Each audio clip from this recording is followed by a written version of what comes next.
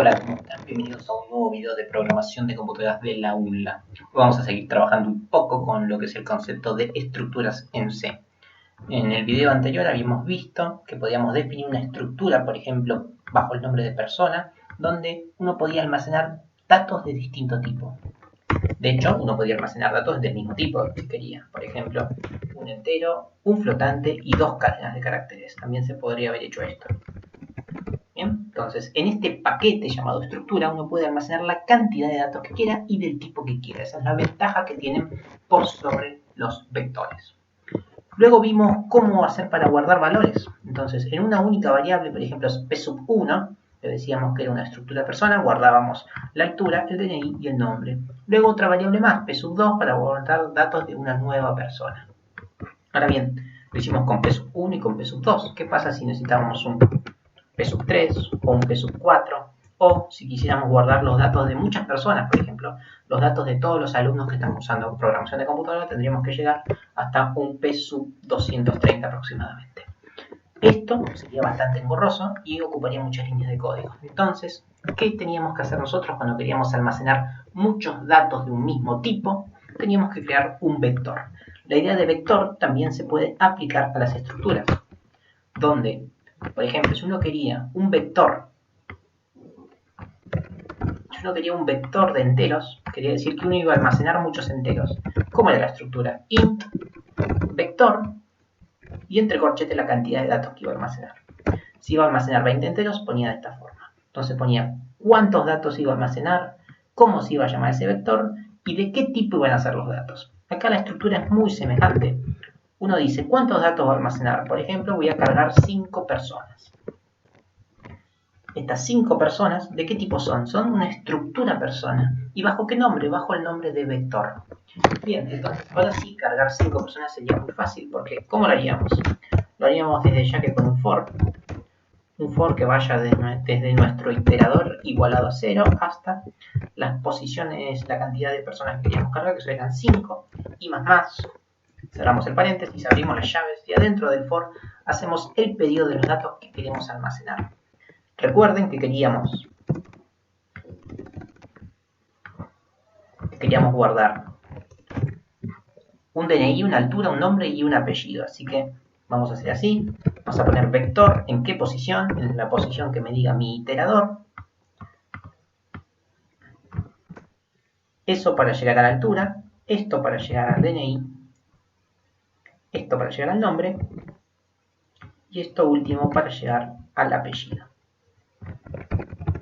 Bien, pero bueno, la idea no es que almacenemos siempre los mismos valores. ¿Cómo hacemos para almacenar valores distintos? Lo hacemos con un printf. Printf ingrese el DNI. Pedimos por favor que ingrese el DNI. Punto y coma. Y ahora tenemos que hacer un scanf.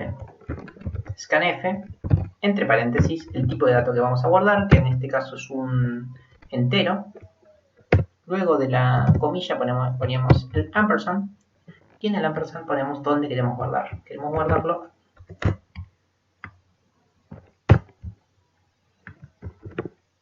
bien. Entonces, repito, le pedimos al usuario lo que estamos buscando, que es el DNI. Capturamos el entero y lo guardamos en el vector, en la determinada posición que nos diga el for, y en qué variable queríamos guardarlo. Bien, queremos guardarlo en DNI. Lo mismo,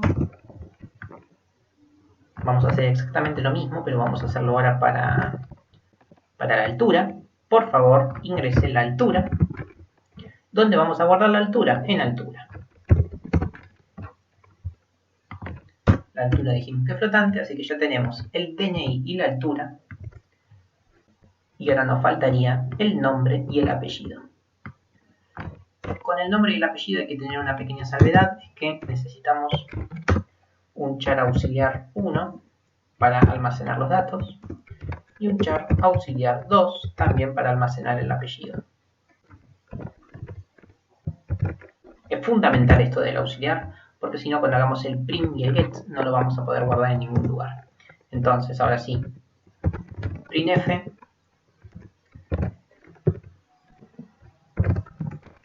por favor ingrese el nombre, 2 puntos, cuando el usuario tipee, ¿dónde vamos a guardar el tipeo? Lo vamos a guardar en get auxiliar 1.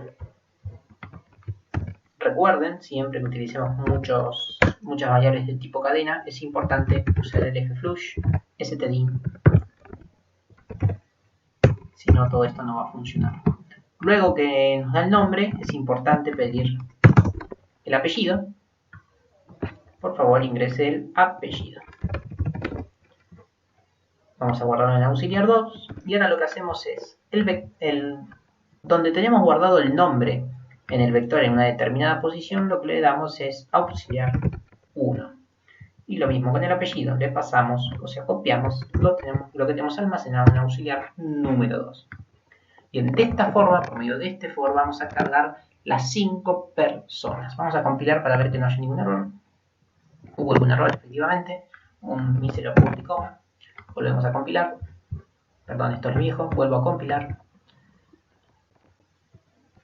Bien, no hay ningún error de sintaxis. Ahora bien, ¿qué ocurriría si lo que queremos hacer es mostrar estos datos para saber si están bien guardados? Para mostrar estos datos nuevamente vamos a tener que hacer un for e ir mostrando los datos. Así que vamos a hacer rápidamente otro for. Vamos a mostrar los datos. ¿Cómo lo hacemos?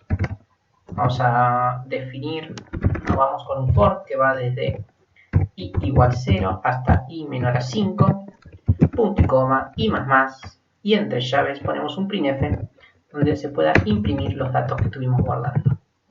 Vamos a hacer un printf simple simplemente para que vean que funciona. Vamos a imprimir el iterador para ver en qué iteración del for estamos. Y luego lo que vamos a imprimir son solamente algunos datos. Vamos a imprimir el DNI y el nombre. Acá ponemos el DNI.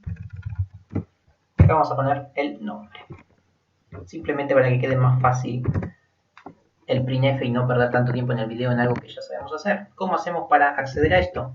Vamos a poner vector, ¿en qué posición? En la posición y ¿qué dato queremos? El primero que queremos es justamente la edad. Luego queríamos vector, ¿en qué posición? En la posición y ¿qué dato? Queremos el nombre. Entonces, por medio de este printf vamos a ir mostrando algunos de los datos de nuestras 5 personas que hemos cargado. Déjenme verificar si tengo bien el nombre del vector persona, perfecto. Bien, vamos a compilar y vamos a ver que también funciona esto. Compilamos. Acá me está tirando algún error.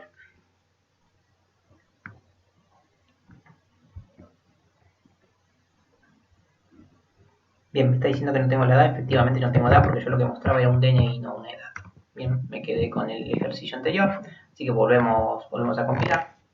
Ahora bien, en primera instancia nos tendría que pedir los datos de las personas. Así que DNI 11, altura 1, nombre Nico, apellido Pérez. Perfecto, con eso ya terminamos de cargar a la persona 1. Ahora vamos a ir a la persona 2. Persona 2, DNI 22, altura 2, un nombre Ignacio, un apellido, vamos a ponerle Pereza, no soy muy creativo. Ahora pasamos a la persona 3 que tiene el DNI 33, una altura de 3, un nombre, normalmente vamos a ponerle Brenda, un apellido López.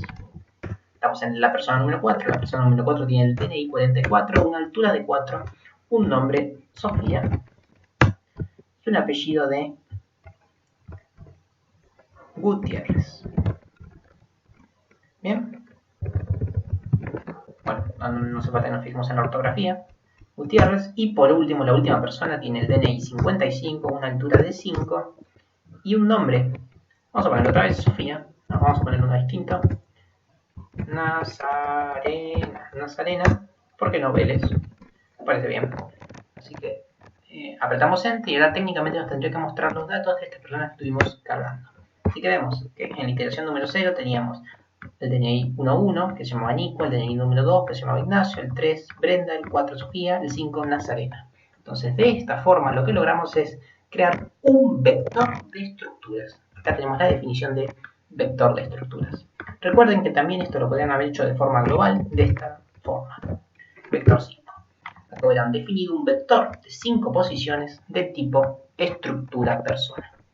Bien, muchísimas gracias por escucharnos una vez más y esperemos que les haya servido para seguir avanzando en sus estudios universitarios. Un abrazo en nombre de toda programación de computadora.